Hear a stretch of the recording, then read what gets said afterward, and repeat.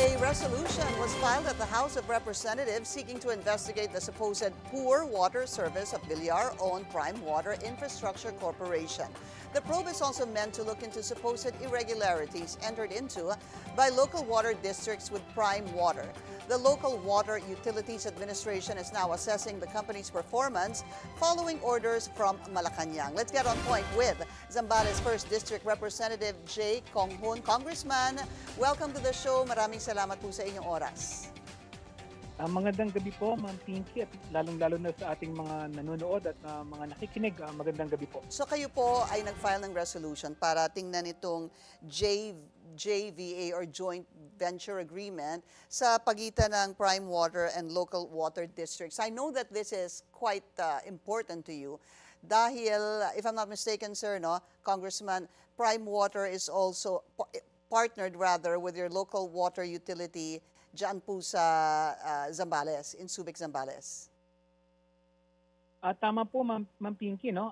Sila nga po yung may hawak ng distribution at supply ng tubig dito sa Subic, Zambales, no? At nakikita natin na napakasama ng kanilang performance, napakasama ng kanilang serbisyo sa mga tao, at talagang marami na talagang mga tao na nagrereklamo, no?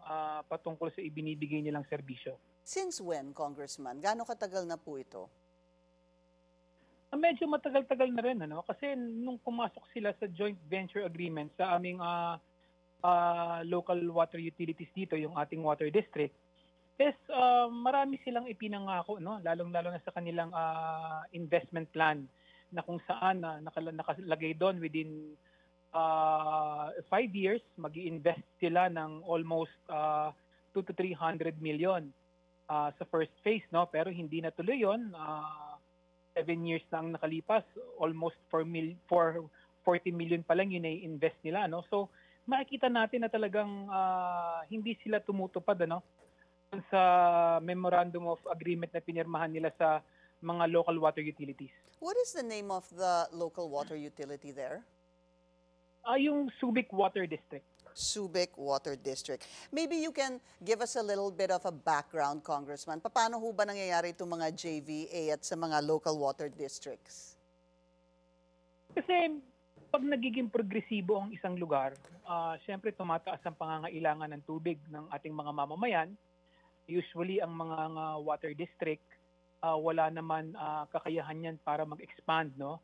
Kasi pag-uutang sila, ang hirap pag ikaw ay maglo-loan o mag-uutang, hindi mo pa nai-implement yung project.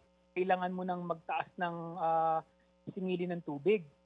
Siyempre, hindi mo pa nararamdaman, kailangan mo nang singilin yung mga mamamayan o yung mga consumer. So, minsan para maiwasan yon, pumapasok ang mga local water districts sa isang joint venture agreement na kung saan mag-i-infuse ng capital ang isang kumpanya para pagandahin yung serbisyo, maghanap ng bagong supply ng tubig, para hindi masyadong maapektuhan yung mga consumer o hindi mabigatan sa pagtataas agad ng presyo ng binabayaran nilang tubig nang wala pang improvement, no? So, ang nangyari, maganda naman yung nakalagay sa kontrata. Ang problema, parang nabudol yung mga local water district kasi ang Prime Water hindi tumupad dun sa nakasaad sa joint venture agreement. And Congressman, who is supposed to oversee this joint venture between Prime Water and the local water district? Ang merong ahensya ng ating pamahalaan na nakasaklaw dyan is yung LUA. Okay. So, Local Water Utility Administration? Yes. Okay. Sila ang merong dyan. Sila ang ahensya ng ating pamahalaan na tumitingin dyan. Yun po ang tanong ko. Was there any red flag from LUA? Pumasok ho ba ang LUA at sinabi na, Prime Water, you are not honoring your JVA, what was stated in your JVA with Subic Water District? Or did the LUA also stay silent? Actually, yung kontrata mismo ng Prime Water at saka ng Water District, pinapa-approve or tinitignan ng LUA yan bago ma-implement yan. Tapos, sine-check din yan ng ating Solicitor General para makita rin kung nagiging one-sided ba or okay ba yung contract, no? Kaya lang kasi sa investigasyon natin o sa pagtatanong din natin, may mga nangyayaring hindi maganda tulad nung minsan lack of transparency, may irregularidad sa joint venture agreement, hindi napapatupad ang maayos yung joint venture agreement nila. Pangalawa, yung kapabayaan o kakulangan sa pagbo-monitor ng ahensya ng gobyerno. Yun nga yung sinasabi mo kanina, Ma'am Pinky, Luwa. kung nabakyan mabuti ng luwa, Yeah. na andyan yung kung naapektuhan din masyado yung ating mga mamamayan dahil yan nga yung isa sa mga nagiging epekto minsan ng privatization or ng PPP, nagkakaroon ng problema sa tubig, sa access, at saka sa kalusugan ng mga residente. At siyempre, pinaka-importante dyan, yung mga pananagutan ng mga opisyal na pumirma din dun sa kasunduan, But siyempre sa luwa din. Congressman, does any local official participate in this signing na dito sa JVA, maybe as an oversight function, o wala hong local official dito, walang congressman, walang mayor, walang vice mayor? Is this simply between, let's say, Prime Water and the Subic Water District? Yes, kasi may sariling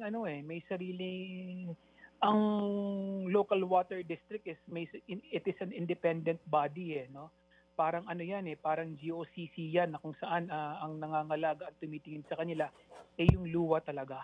I see. Okay. So si luwa ho talaga. It's luwa local yung luwa, yung local water district at yung pong prime water. That's why I'm trying to lay the premise, Congressman. Kasi kung 7 years na po ang inyong sinasabi na problema na nagkaroon po ng JVA, Joint Venture Agreement, at hindi po sinusunod, siguro ang tanong ko, bakit ho walang umaksyon? Walang may ginawa? Kasi water actually, hindi ho ba? It's almost like yes. It's a necessity. Actually, Ma'am Pinky, yung kanilang joint venture agreement, yung first phase is nasa 1 to 5 years yung yung kahabaan ng first phase nila. Lalo sa amin sa Subic, kailangan nila mag-invest ng 200 to 300 million. Ang nangyari kasing ginagawa nilang reason is nagkaroon ng pandemic. So hindi nila mai-implement yung mga projects nila.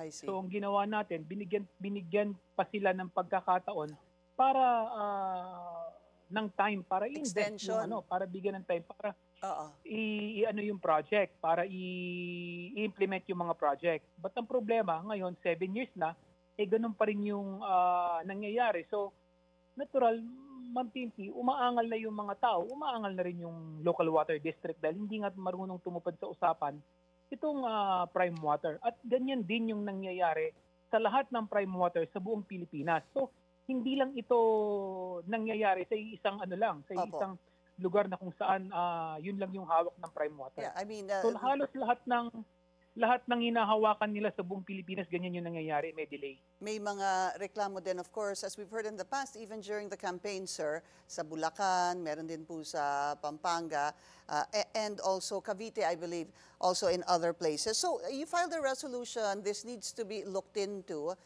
Kailan ho kaya ito mag-uumpisa dahil the State of the Nation Address, you start the 20th Congress rather sa July 28. So we have to wait for that until the resolution can be heard. Ganun ho ba? Yes, Ma'am Pinky, kailangan din nating antayin na magsimula yung yung hearing sa Congress as of now kasi siyempre, bago yung mga chairman ng iba't ibang committee natin sa Congress. So, kailangan din antayin yung desisyon ng House. Pero definitely, magsisimula yan after ng SONA. Okay. Which committee will be tackling this, sir? May possibility na mapunta sa sa franchise, pwede rin sa public utilities, pwede rin yan sa good government. So, depende pa rin sa leadership kung saan nila i-refer yung or pwede rin maging TRICOM yan at isa o dalawa o tatlong committee ang mag-handle dahil sa So medyo malaki ang kasakupan ng topic patungkol sa prime water. So pwede rin ganun din na mangyari. Opo. Just very quickly, sir, no, I wanted to add this because I was looking into the issue there in Subic. Meron akong nabasa that the Sangguniang Bayan of Subic actually adopted a resolution urging the Subic Water District to terminate its JVA with Prime Water. Is this true, sir, and what happened? Yes, ang resolution ng Subic ngayon, nagpasa na siya ng resolution, no? They are asking the board of Subic Water District na i-terminate na yung kanilang contract sa Prime Water because ang may karapatan lang na mag-ask ng termination ng contract is yung board ng Subic Water District dahil meron nga they are an independent body, no. So sa ngayon naka first phase na yung Subic Water District ng to-terminate ng contract. Nasa first phase na po. All right. So I know this is going to be a longer conversation, Congressman, because I think also Congressman Ortega, and there's supposed to be many other authors that I read wanted to join or form part of this resolution, this inquiry into this JVA. In the meantime, sir? Actually, almost 40 na congressman na ang nag-signify na gusto nila maging co-author dahil yung mga lugar din nila na kung saan na andun yung prime water, talagang napaka-bulok at pangit din talaga yung serbisyong ipinapakita. All right, we'll continue to monitor this story, especially, sir, kapag nag-umpisa na po yung 20th Congress. Maraming salamat po sa inyong oras. Zambales 1st District Representative Jefferson J. Congcun. Thank you, Cong. Thank you, Ma'am Pinky.